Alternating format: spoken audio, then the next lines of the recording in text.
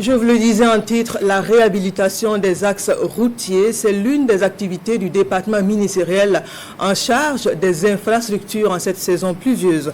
La réhabilitation des tronçons qui ont subi des dommages par les eaux de pluie dans la région des Hauts-Bassins, les techniciens sont à pied d'œuvre pour la reprise des trafics routiers, constat à l'occasion de la visite du ministre dans la localité, Hassan Gourabou Kadouroumenki.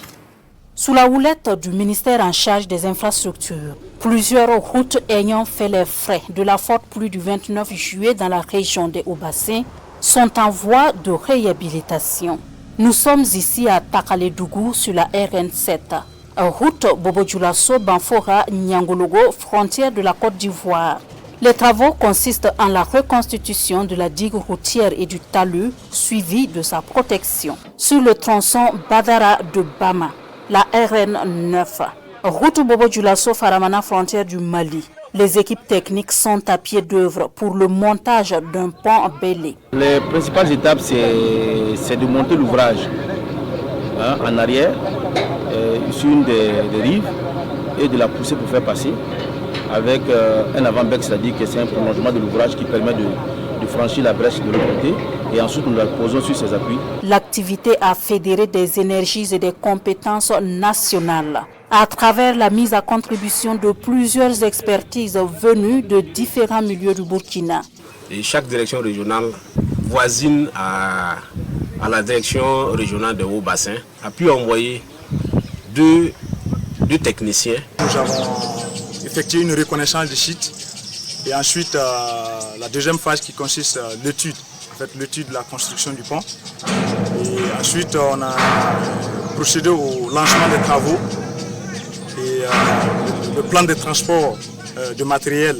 Et ensuite, le plan de travail et enfin le lancement des travaux et le plan de transport et de rotation du matériel. Le pont mobile de Bama a une largeur au roulable de 4,20 mètres et une longueur de 39,5 mètres. Un ouvrage de franchissement qui fait la fierté de plus d'un. Vrai, là, le pont a réussi. C'est du bon travail. Nous sommes contents. Un pont en fer, je n'ai jamais vu ça, si ce n'est pas cette fois-ci. Sincèrement, en tout cas, on est très très contents. L'autre aspect non négligeable, c'est l'entretien de ces infrastructures, surtout que les différents chantiers se déroulent au cours de la saison pluvieuse. C'est un pont de secours à une largeur de 4,20 mètres. Ce qui fait entrevoir clairement qu'il peut y avoir deux camions qui vont se croiser. Ça veut dire qu'il y aura un seul véhicule à la fois qui passera dessus.